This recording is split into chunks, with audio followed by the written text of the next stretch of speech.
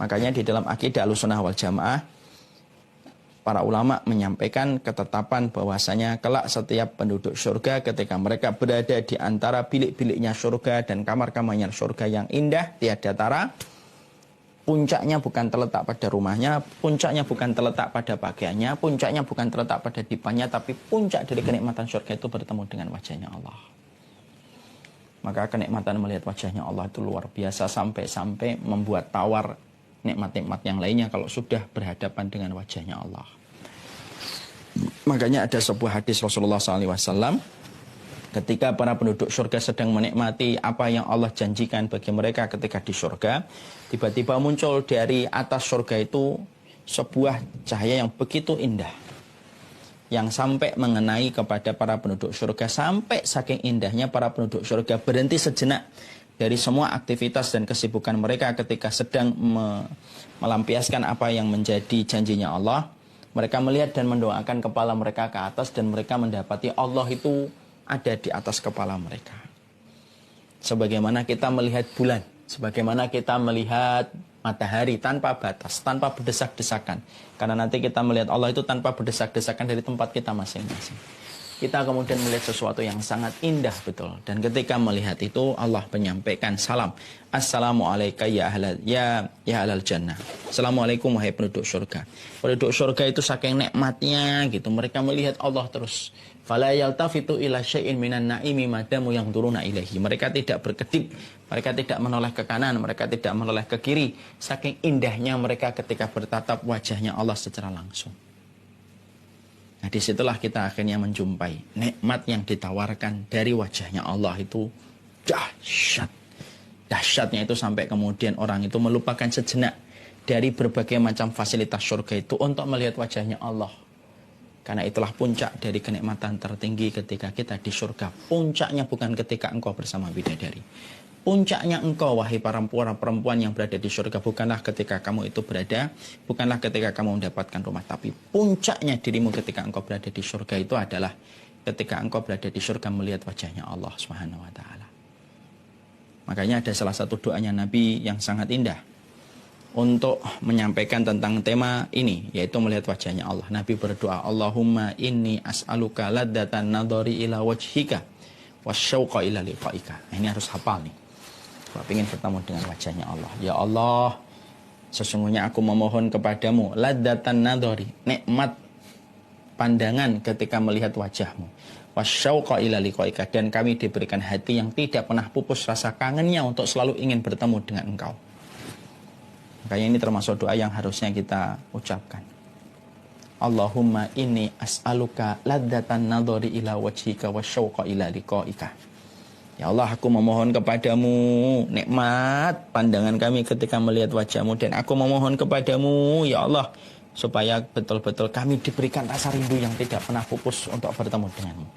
Orang yang mereka itu selalu diberikan rasa kangen sama Allah, dia akan memperbaiki hidupnya. Siapapun yang diberikan oleh Allah rasa kangen pada hatinya untuk bertemu dengan Allah, dia akan meningkatkan frekuensi ketaatannya.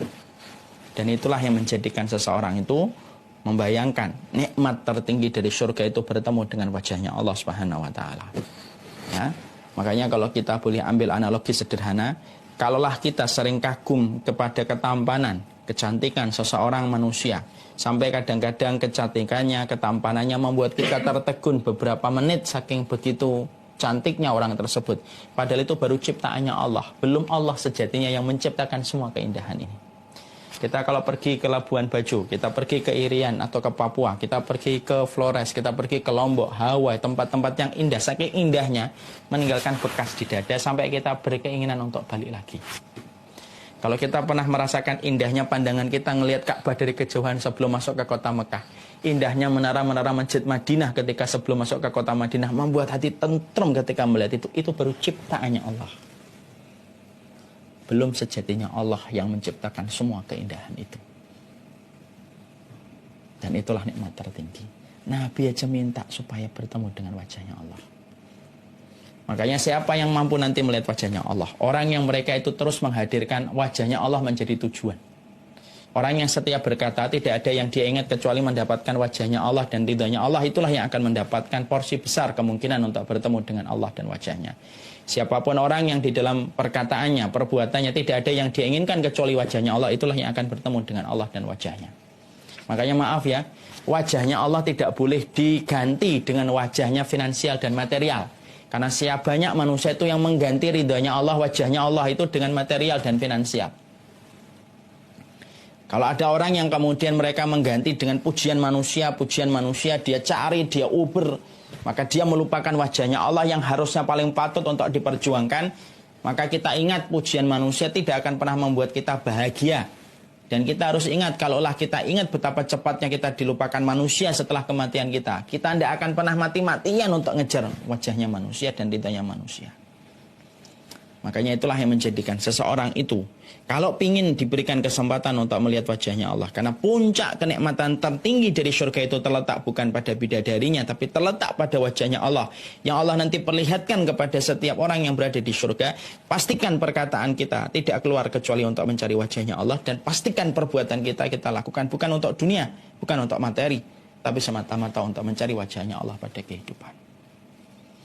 Makanya inilah yang menjadikan orang itu dikuatkan oleh Allah. Orang yang selalu berkeinginan untuk melihat wajahnya Allah, setiap mengingat wajahnya Allah itu memberikan kekuatan. Mengingat surga itu kekuatan. Mengingat dunia itu kelemahan dan kerapuhan. Coba kalau kita ngelihat dunia belum dapat, lelah, rapuh kita seketika. Melihat rumah bagus membandingkan rumah kita, rapuh, lemah kita seketika. Melihat orang punya mobil ini, lalu kita membandingkan dengan mobil kita, rapuh dan lemah kita. Karena merasa tabungan kita terlalu jauh untuk mendapatkan itu. Tapi beda kalau kita itu mengingat Allah dan menginginkan surga. Orang kalau menginginkan surga itu pasti memberikan kekuatan. Dai yang ingat surga tidak peduli dengan celaan. Suami yang ingat surga, dia tidak peduli walaupun dia itu yang harus mengalah. Seorang istri yang ingat surga dan 8 pintu surga, dia tidak akan pernah merasa rendah ketika dia mengemis di depan suaminya, karena tahu di balik ridho suaminya itu ada surga.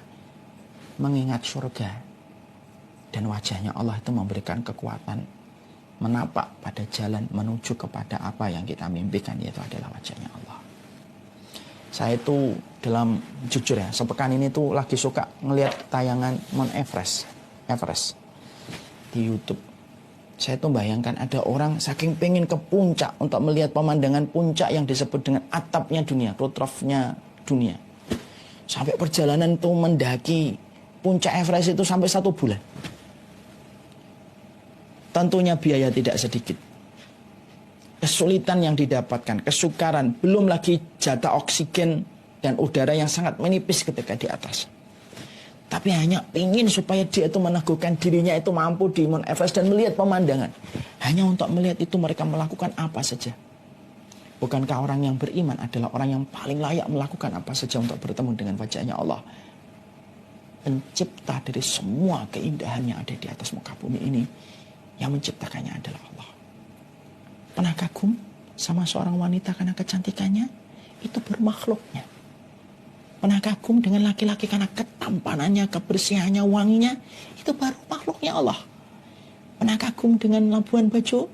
Pernah kagum dengan puncak? Pernah kagum dengan tempat-tempat eksotik di atas muka bumi ini yang menawarkan perjalanan wisata yang luar biasa? Itu baru ciptaannya Allah. Belum sejatinya ketika nanti betul-betul bertemu dengan wajahnya Allah.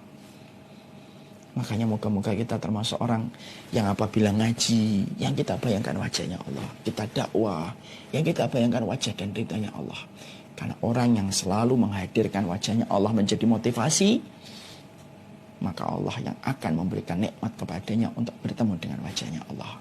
Nikmatnya surga itu kalah dengan nikmat melihat wajahnya Allah. Lilladzi ahsanul husna wa ziyadah. Orang yang berbuat baik, dia mendapatkan surga dan tambahan. Tambahan itulah yang luar biasa.